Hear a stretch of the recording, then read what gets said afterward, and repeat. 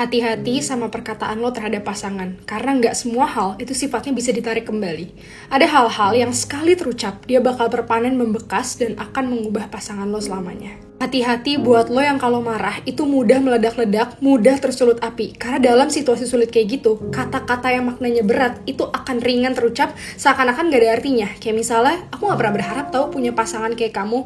Selama aku hidup, aku gak pernah punya pasangan seburuk kamu. Atau mungkin mulai sekarang kita jalan masing-masing aja deh. Hati-hati. Lo beruntung kalau lo bisa tarik kata-kata itu balik. Tapi kalau enggak, lo akan kehilangan pasangan lo selamanya hanya karena lo nggak bisa kontrol emosi lo di saat lo marah dan lo nggak tahu caranya untuk take a step back, breathe, baru lo ngerespon. Iya, sebagai seorang individu dewasa, lo perlu tahu caranya untuk meregulasi emosi lo sendiri. Lo perlu tahu kapan lo harus ambil langkah ke belakang sebelum lo merespon. Lo perlu tahu caranya untuk, oke, gue kayaknya nggak bisa deh ngerespon ini sekarang. Daripada lo malah menyebutkan atau ngambil keputusan yang nggak sesuai, ujung-ujungnya malah merugikan. Lebih merugikan daripada masalah itu sendiri. Karena lo nggak tahu how to react in difficult situations. Aslinya cuma karena masalah kecil, aslinya pasangan lo cuma bete karena hal kecil, karena lo nggak bisa ngeregulasi emosi lo sendiri, lo jadi nyebut kata-kata yang bikin dia sakit hati dan membekas di hatinya seumur hidup. Dan itu akan mengubah dia. Dan satu lagi, jangan pernah bilang, pasangan gue pemaaf banget sih kak, untungnya gue udah banyak banget nyebut kata-kata yang bikin dia sakit hati, tapi dia tetap ada di samping gue.